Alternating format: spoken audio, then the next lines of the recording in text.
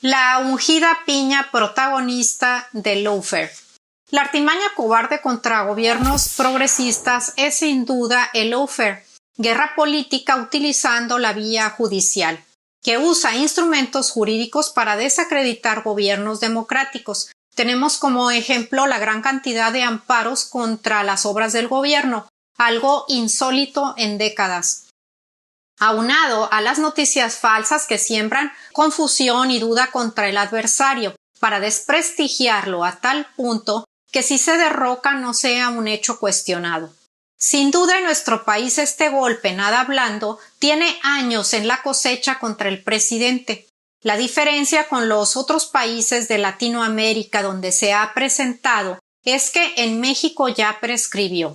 No ha sido fugaz ni expedito, al contrario, ha durado tantos años como los que tiene Andrés Manuel en la lucha. Por esta razón, el lawfare y la cobardía que lo caracteriza solo ha obnubilado y mareado a una minoría. Otra diferencia radical es que los diversos actores de estos actos cobardes, denominado lawfare, pierden de vista la enorme aprobación del presidente, que aumenta ante los ataques.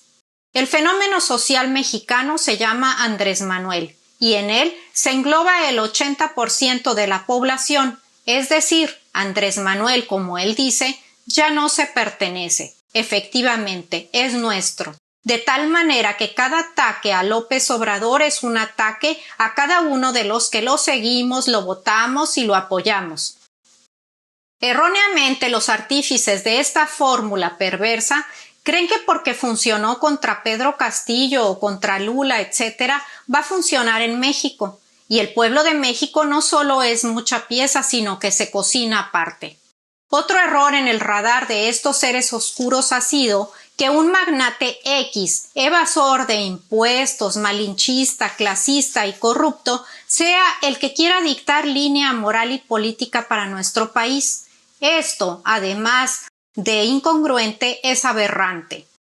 También tenemos una corte presidida por una desprestigiada ministra que se empeña en hacer un piñaricidio de su gestión, que recientemente puso en duda sus facultades mentales con esos mensajes de WhatsApp, que son además una provocación disfrazada de bendición. Aquí ese elemento cobarde que caracteriza el lawfare se muestra en las sombras de esos malévolos mensajes. No sé si lo temeraria de la ministra es de nacimiento o simplemente está engolosinada de poder o que los reflectores le nublaron el criterio. Pero aquí el otro error grave de cálculo es que la ministra no tiene ni pizca de legitimidad.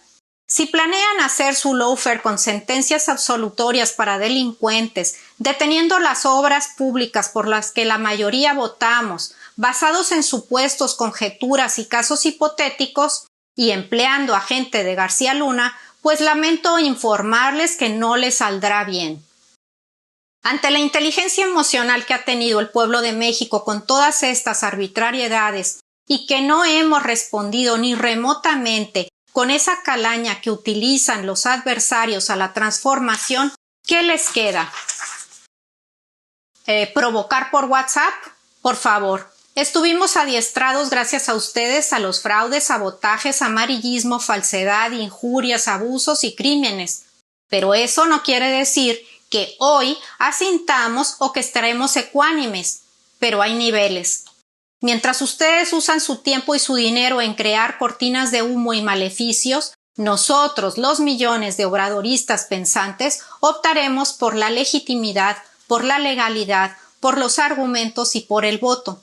El llamado al Plan C es un llamado patriótico. Es nuestro derecho a la resistencia. La ley injusta no es ley, es violencia. Y una sentencia injusta es igualmente violencia. Esto decía San Agustín y esta frase la tomó Martin Luther King para recordar que la autoridad se funda en la justicia, en el bien común y no en el de una élite minoritaria. Recientemente también fuimos testigos de cómo la Suprema Corte intenta abogar por la transparencia para el INAI desde la opacidad de sus privilegios, sus resoluciones infundadas y su parcialidad. Entonces, esta falta de credibilidad, legitimidad y congruencia que pretenden adjudicarle al presidente se le regresa como boomerang en su cara y en su espejo.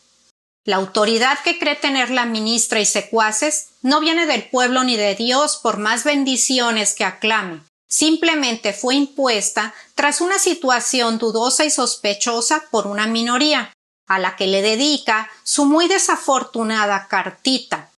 La verdadera autoridad, señora, es un servicio.